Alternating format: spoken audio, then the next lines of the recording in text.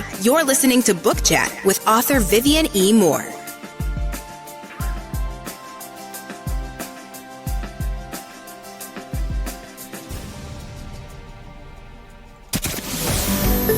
Welcome, everybody, to this week's episode. We really appreciate you joining us. This podcast really shows us how we can all learn, live, and thrive off of each other. By sharing our knowledge through our conversations, we will impart some knowledge whilst learning ourselves how to progress even further. Here is your host.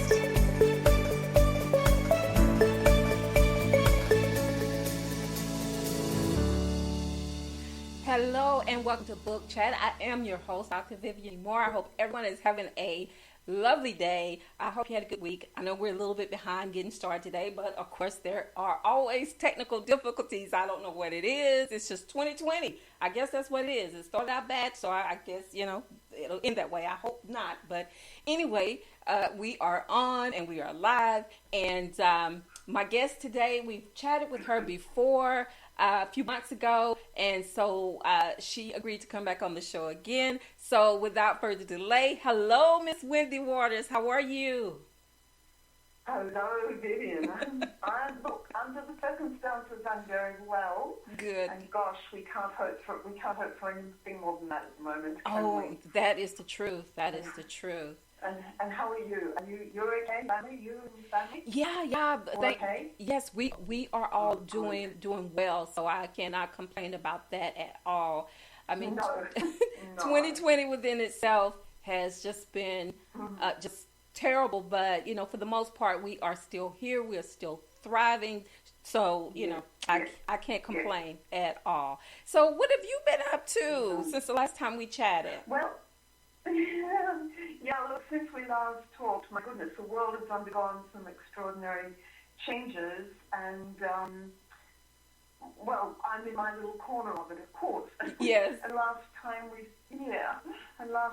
spoke about my book, Catch the Moon Mary. Well, since then, my daughter has married. Oh, congratulations. Thank you. And just before we get to the literary part of it, she got married to a Frenchman in Provence. Okay. Oh, what a beautiful part of the world. I know. Absolutely stunning. I know. Yeah. So I was learning French on Babbel for about for 6 months. Okay. How'd you do with that? You can throw that out the window when you get to Well, you tried. Yeah, I tried. So, bonjour, comment ça va? Oh, for heaven's sake, speak English. We all do. Oh, goodness me, what a waste. Well, but that's okay. You gave it a good go. So. Thank you. Yeah. And you know what, Vivian, I'm really, really glad I got to be Paris before COVID and before lockdown, because heaven knows when any of us will ever see Paris again. I know, or any place, as far as that's concerned. Yeah, exactly. So, but you were. That was a wonderful opportunity, and two, it was the perfect backdrop for wedding. So, that is that's memorable right there. That is memorable. So I'm glad and so happy for her. So happy for her. Yeah. So now let's talk about you, madam, because I know that you've got something new on the table. I got some news, yes. So I came back from France in early September 2019 and decided that I would publish my second book, Fields of Grace. Oh, congratulations. Thank you. So it was a double whammy. And, look, I've been sitting there waiting for a publisher for some time, and I thought, look, it can't really wait any longer, because the readership, the loyal but fairly small readership that I do have been waiting 3 years, for me to give them a second book. Yes. And I knew I had it, and it was just a matter of sort of polishing it and getting it market ready. And then the most amazing thing, because I've been talking about it on Twitter, where I met you. Yes. And and you meet some amazing people on Twitter. You really do. And Yeah. You really do. And this beautiful Irish artist approached me and said, "Do you have a cover yet for Fields of Grace?" And I said, "Well, no. As a matter of fact, I don't. I sort of hadn't even thought about that." And he said, he sent me a cover image, which I fell madly in love with, and I sort of thought, wow, and he painted it himself. Oh, my goodness. Absolutely stunning. Oh, my goodness. And, yeah, so I thought, well, okay, good to go. Yeah. I've got the cover. Yeah. I've got the manuscript. It's all polished and ready. So, yeah, October, I published Fields of Grace. Wow. And it's been out in marketplace, well, coming up now for a year. For a year. That's sort of thing. 2 months, but it's not. Wow! Congratulations! I noticed. I think it was in one of your Twitter feeds, and I saw it, book Field of Grace, but I can't remember if I saw the cover of it or not. No, maybe you haven't. But it's a very where Caption and Mary had a beautiful monochromatic sort of cover, very elegant. This kind of flies at you. It's all in shades of lilac, which is a signature color in the book. Okay. And it's one of my favorite colors. Yeah, cobalt blue, lilac, and a fuchsia color. So it's the image of a face, a girl's face, and there's a beautiful rose down in the corner, because that's a signature. Her lover, who passed away early in her life. Oops, spoiler alert. Okay. sent her lilac roses every opening night when she was an actress. Romantic. Okay, so now you've set it up. So now tell us about this. Tell us about the book Field of Grace. Tell us about the main character. The main character, is Grace Fieldergill, and she is a Devon. It's set, by the way, so I should say, 1930s London. Okay. Because this was a time that was, so you're in between wars. You're just not quite into the Depression, 1929. So you're not quite. It hasn't really hit. The theatre is extraordinarily lively, and this is where Sir John Gielgud, but in those days, John Gielgud started the Young Vic Company, which was a kind of spin-off. It was the old Vic was well established, and it was taking older actors, but he was very young and much of an ingenue, quite the genius we know, and he started the Young Vic Company, and my gosh, through those doors paraded a remarkable array of people who became world famous, like Laurence Olivier, Sir Alec Guinness, Peggy Ashcroft, and of course my fictitious leading lady, Grace Fieldergill. Okay. And so she became, in my book, she became Peggy Ashcroft's understudy. Okay. And of course, we have to give Peggy a slight accident, don't we? Yes, got to get her right out of the picture.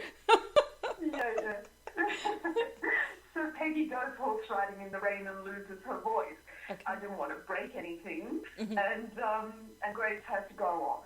Okay. And of course, she's really studied this role. It's the role of Ophelia in Hamlet, and that night in the audience is the love of her life, who's also a fictitious character. Okay. John Hopkins Rhymer, and he takes her he offers her management, takes her under his wing. He's very impressed by her shininess on stage, which is, I think, what actors call the X Factor. The X Factor, yes. That little sort of... it. Thing of genius that some actors, like Viola Davis, I only see Viola on the screen, of course, but my goodness me, she shines. You can't take your eyes off her, really. Wow. So it's actors like that, Meryl Streep, Viola Davis. Just really stunning performers, yeah. Stunning and stellar and my performance. fictitious character. Yes, yes.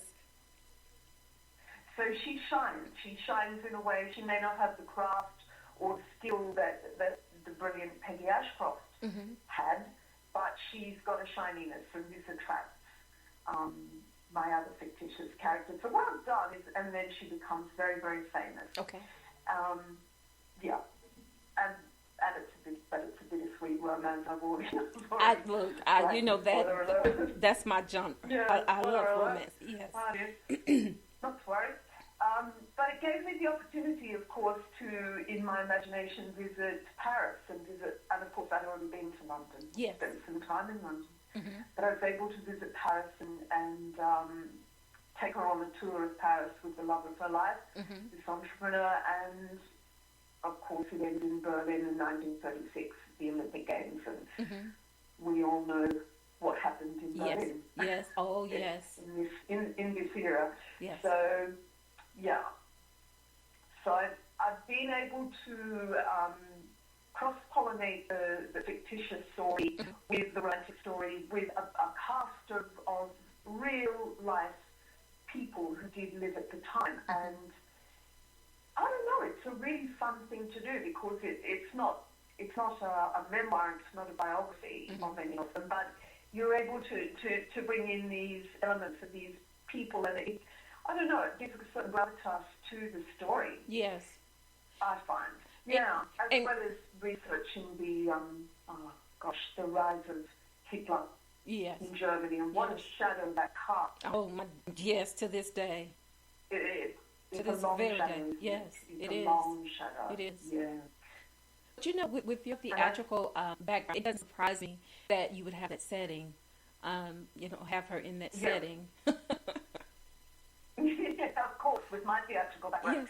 Well, it's certainly familiar territory, and I was definitely able to draw on my other life, but the early part of my life where I was in love with theatre, and I do understand the pull and attraction for theatre, and I say, Vivian, I really, really hope that theatre finds a way to survive the current pandemic, the situation so do I. Closed so many doors. Yes, because there is an otherworldly, very unique atmosphere inside of theatre. When you walk in through those doors, even not through the stage door as a performer, but even into that, what we call that magical space with the fourth wall dividing your audience and your story, the alternate life that as a performer you create on stage. But the audience is part of that too. That's like it's like a dream. You walk in and you sit in that audience, the lights go up, and you are pulled into this other world. And I think the function, for me anyway, the function of theatre is the ability to open people's imagination, open their intuition, right, and take it back out into the world. Yes. So that particularly in times like this where we do all need to find ways of surviving. Isn't that true? And we need to find a way to emerge or remake the world if your imagination is opened up at all, whether it's through books, movies, literature, music, and theatre, or nature. Gosh, it's an empowering. Nature is so empowering. But I think. Go ahead. I'll finish. No. I'm done. Okay. Well, I was just going to say, we were talking about theater, and so to me, whenever actors perform before a live audience, to me, it's like that immediate. It's like you have that immediate response. Because you're totally aware of it because they're present, while you are giving your performance. So I think too that is so important, and it would just be. I know that we will undergo changes that we may never be the same as we were before. Things will be very different. But for some things, I just hope that the change will not be that dynamic, traumatic, and and sort of change the way that is, because it's so important, for the artist that that's their profession, is to perform, and to doing it on the live stage. Not to take away from movies or anything like that, but it's just a different. The movies it's just are lovely, but you can get up and get popcorn. You can go and get a cup of tea. Yeah. You can walk in out. You've got an ad break. Yes. This is the same. And with movies, your actors. Look, they can get like we're both writers, so we know that we can redraft our books many times and get that perfect, polished end result. But it's not the same as that immediate thing of having to produce that energy on stage. Exactly. And particularly in a company where you've got a group of people working together for a higher purpose. And I think it demonstrates what harmony looks like. It demonstrates what pulling together looks like. It does. And you're right. If you're sitting, if you're sitting in that audience, you are drawn into that, whether you like it or not. You become a participant in that process. You do. And to me, you feel the energy. You do, and I think that is so important, because when you are doing a live production, you don't get a chance to say take 2, take 3, whatever. You've already practiced this beforehand, and so once you go on stage, that's it. And for me, that's it. That you're putting the best of who you are out there on that stage. Absolutely. and you get that immediate response, good or bad, from the audience. Yes. It's genius. It is. In action. It is. As far as I'm concerned. And how often do we get to see genius in action? I know. And then take it home. Exactly. Take it home into your life. Exactly. Into your family, into your friends. And the way you, again, getting back to what we hope is a post-COVID world. Yes. We need to bring our genius. We need to bring our light to the world. Yes. And look, if there's any takeaway in what I write in Fields of Grace, it's that I hope I inspire a few people to go, you know what, I can do a better life than this. Yes. I can do better. I can really go for my dreams and take the first step, put it into action. I mean, that's so close to what I think. I don't want to sound too religious, but what I feel God intended. Which was to live our best lives. Yes. To be the best that we can be. Yes. Goodness knows, rather than conform and homogenize into a society where, we're all the same. Yes. No. Goodness me, we're unique. We are. Totally unique. We are. Yeah, we are. Well, I believe that is one of the reasons why we do what we do, because, we want to inspire and encourage others, to live their dreams and, to be who they are. You don't have to be anyone else. Just be who you are, because like you said, we are unique. Absolutely. We are very unique individuals, but, on some levels, we share some similarities, but for the most part, we are very unique. We are. In everything we do. We are totally unique. Yeah. As Oscar Wilde said, be yourself, everyone else is taken. That is the best bit of advice I've ever heard. That's good. Yeah. He's a great one to quote. Yeah. Well, that was a good one. We breathe the same air. We all need water. We all need food. And we need love. Yes. We need companionship. But there's one thing we need that has been overlooked, I think, up until now, and that's purpose. Yes. Oh, you said that. We need to know what difference do I make to the world? Yes. And how do I impact on the people around me, in the small sphere around me, my immediate family, friends, people I meet, and then how do I impact on the world? And I think that it's really important that we do think about, well, if I was to make a difference to the world, how would that look and what would I do? Because as you say, we are unique. Nobody else is going to bring to the world what we can bring. Exactly. Nobody else. We have a responsibility, I think. We do. To think to ourselves. We do. We do that. We do. And we do. You know, the way, like you said, you know, we want to impact the world, but we want to impact it in a positive way. You know, we want to leave our mark on the world, but we don't want it to be a stain, you know, like what happened in Berlin. That's exactly right.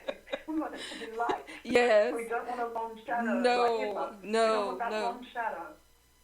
We don't need that. You know, we need a positive light, and we need to leave, you know, just a positive impression, and that's why I appreciate what you do so much, and thank you. Because I know that you know that you put your heart and soul into everything you do. And I do. Yes. I do. Yes. Yeah, I could be a bit intense actually, but for my daughter and mom, just back off. Oh my God. Well, you know how children are. I'm not here to relax. Exactly. Got too much to do and not enough time to do it. Yeah. So, just to see, what are you working on at the moment? Because I know you've got a couple of books out there. Well, I hardly ever get asked that question, but I'm happy to answer it. I have just released The Lies I Tell. Part 1 was released a couple of weeks ago, back in, I think it was August the 21st. And then the second part of The Lies I Tell Volume 2, that will be out this Friday in time for Labor Day. So I'm excited about it. Thank you so much. Fantastic. That's okay. No, it's great. I mean, you're such a busy girl. Yeah, I am. You know, you've got so much going on in your life. I do. Yay! But that's a good thing to have. I am. But you know, it's good to be active and doing things, because we already know what an idle mind can bring on. So, you know, I would rather stay busy, and because it gives me a purpose to be able to get up every day and to know that I have something on the agenda to get done. So, so it's good. It's good. It's good for the. Yeah, I do, because it keeps you on your toes. You know, it's like you have to do something. It does. Yes, the discipline. Bringing that self-discipline. Yes, and that's important. I think it's terribly important, because it also with your children and the people around you, friends, they look at you and some of my family even look at me and go, "Oh, girl, good on her. Well, we can do it. If she can do it, then we can do it. Exactly. We can try and we can try and do something meaningful. We're role models. Too many. Yeah, we are. We're role models. That's exactly right. Eccentric and threatening. Yes. We are what we are. Yeah. Oh, gracious. Do what I do, don't do what I say. Exactly that. Yeah. Oh, wow. You know, I always enjoy talking with you. Yeah, I enjoy talking to you. So a few things, though, a couple of other things that were going to happen this year, and now most definitely, unfortunately, on hold. Yeah. I think I did mention last time to you that I've written musicals. Yes. Yes. But I've been working on with a fantastic composer called Shannon Whitelock, and looking after someone a musical called The Last Tale. Oh. Yeah, it was scheduled to be workshopped in London in September. Mm-hmm. So we're both in Australia, and we can't leave. No. Yeah, so that's okay. I mean, it certainly has, pushed that back probably for a year, because I don't think we in Australia I'm not sure that the planes will be back in action until June 21. Yeah. And well, I mean, all of that's been pushed back. Well, it's probably that's just the way it is everywhere, because it's really not safe to travel abroad right now, and if you do it at your own risk. So, here we've had over 170 something thousand deaths. And I'm not saying that it is that everyone didn't take it seriously, but within that group of lives that have just been taken, I'm sure that there was some that didn't take it serious enough, and it's just it's so scary, and it's so tragic that so many people have died. Terrible. It is, but I understand how it is. I mean, every single day, it's like, oh my gosh, when will this end? It's just horrible. But in your case, I know that you were excited about that taking place, but it may, but it'll be better when it does come out. It maybe gives you a chance to. Absolutely. Yes. It gives us more time to polish and refine and get the show even more sparkly before we get it to a group of actors in London, and that's fine. And I think maybe this whole process is teaching us all gratitude. Yes. To be very, very grateful for goodness me, for our lives, for what we do have, and getting back to what I was saying before, to be thinking, well, I have my life. Yes. So what do I want to do with it? Do I want to change what I've been doing? In our cases, no. Right. In many cases, in many cases, people think, well, do I just want to work for money? Do I just want to work, spend my entire life working for money? Or do I want to work for passion and purpose and making a difference, to other people? And what do I want my legacy to be? Exactly. Because I think exactly. So it's probably a very necessary process on a very high spiritual plane. There's method in all of this. It is. On a very high spiritual plane. I agree. It totally is. But we see it. But it makes you wonder how many other people don't see it. So Yeah, exactly. And I'm sure there are many people that look, when changes come and when your life is stopped, which all our lives really in some respects stopped. Yes. It's a really good idea, if you can, to not fight and claw and battle and cling to, I've got to be the way I was. I think just kind of tune in to yourself and think, well, all right, I have to stop, so let me just find out who I am and let me find out what my real impulses are, and maybe it's a good thing, but I do think battling to try and keep the old in place, or the things that are known in place is, well, I mean, on a broader scale, it's a lack of faith, isn't it? It is. It really is. And and as you said, it is a time for self contemplation, because we need to really sit down and think about why this change came about. Because there's a reason. There's a reason for everything, whether we understand it or not. I totally agree. I think there is a reason for everything, and just as you say, the more you seek the reason, seek it, look for it. Yes. See if you can puzzle it out, and even if you can't, be fine with that. Exactly. Just be fine with that. Exactly. Yeah. Because we can't. There is the wonderful thing about I want to say God. But yes. Oh yes. Life.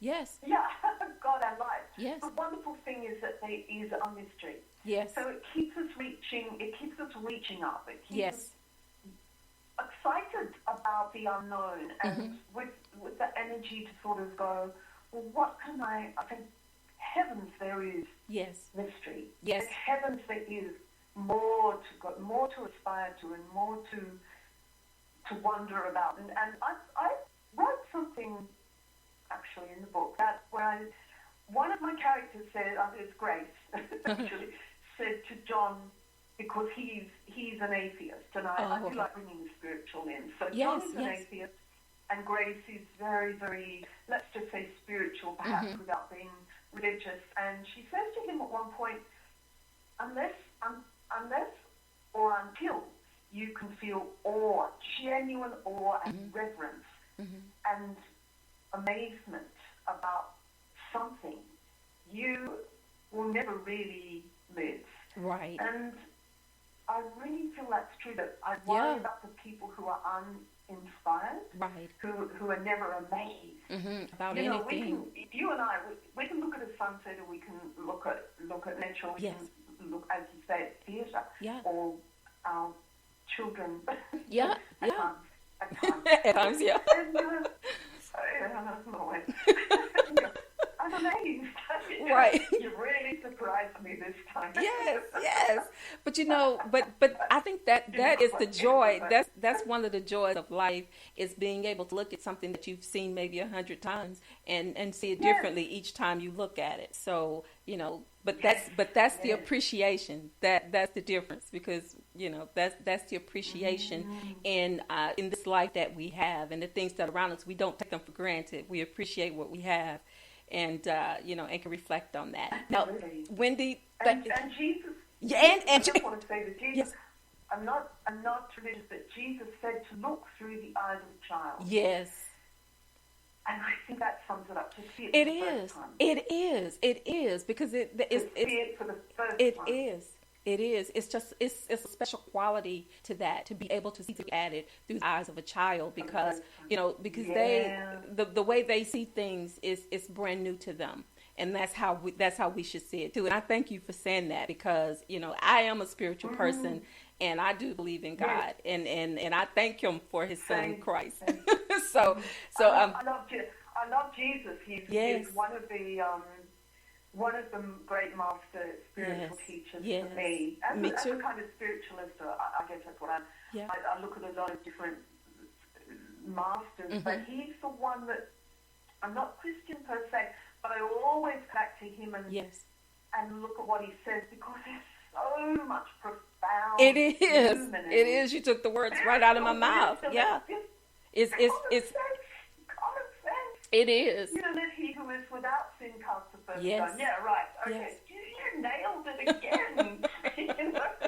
You've done it again. Yes. So you can't go wrong there at all. But before I let you go, I just want to thank you so much for helping me celebrate this third year, because this is a milestone for me. Book Chat, I've been doing it now for 3 years, and so I'm still excited about it. I'm still inspired. Thank you. Oh, you're so welcome. Oh, you don't know how much I appreciate. I appreciate you too for agreeing. And before I let you go, we appreciate each other. yes, There's reverence there. yes. Before I let you go, I want to make sure that you tell us where we can find your book and keep in contact with you. I haven't got it immediately in front of me, but it's on Amazon. But you've got to sort of Google Fields of Grace by Wendy Waters, because there is a Christian singer. I'm not sure of his name, but he's got Fields of Grace, a beautiful album, a beautiful CD, and unfortunately his comes up first. Okay. As always. Okay. As always. So I must get that album, actually. I must get it. But so you've got to Google Fields of Grace by Wendy Waters. Okay, and what's your and it's on Amazon. and how they reach out to you on social media? On Twitter, WA_Waters, or Wendy Waters, and on Facebook, I'm Wendy Ann Waters, Wendy Waters. Okay. So it's just my name, really. Okay. Facebook and Twitter, and I've got an Instagram account, but I don't use it very often. Okay. I have to say. Okay.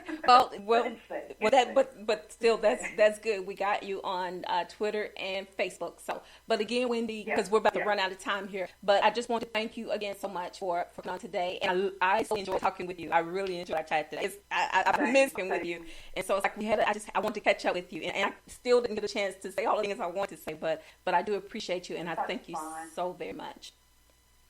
We'll do it next year. Yes, same time next year. Yes, you too. You take care. Love your bunches. Bye-bye. Bye. Bye-bye.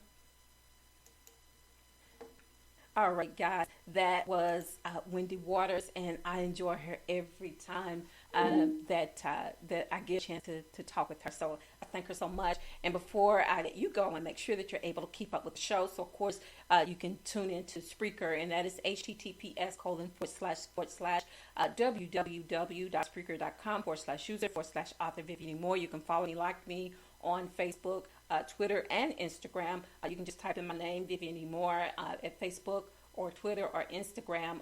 Instagram, it is God's Property 51, and Twitter is God's Property 46. It's just Vivian E. Moore, author, on Facebook. And you can visit my website. That is https://www.authorvivianmoore.com, and also authorehshepard.com. If you do go out and read my blogs, that is at https://vivianmoore.blogspot.com. And if you missed today's live episode, you can listen to the recorded version on Spreaker, iTunes, Apple Podcasts, Spotify, iHeartRadio, Google Podcasts, Castbox, Deezer, Podcast Addict, Podchaser, YouTube, and SoundCloud. And tomorrow is Worship Day, and so we're still doing it over the phone. And I know that that other churches are doing it the same way, and then some actually having in-person services, so I hope that they're being very careful with that. And also they're doing Facebook Live versions of it on, of course, Facebook, and then they're doing it through Zoom and other things like that. So, but, however you're being able to worship, just make sure that you invite others to listen into those sermons, because at this time they are so much needed, and because we all need encouragement. And also tell someone that you love them, because tomorrow is not promised. Today may be the only chance you get to say that. So I love you. I hope you love me back. Until the next time you hear my voice, God bless you, and goodbye.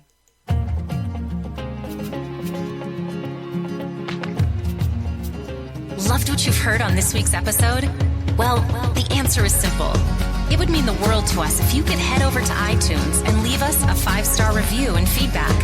Spreading the word really is the best way to grow our podcast and achieve even greater things. Thank you.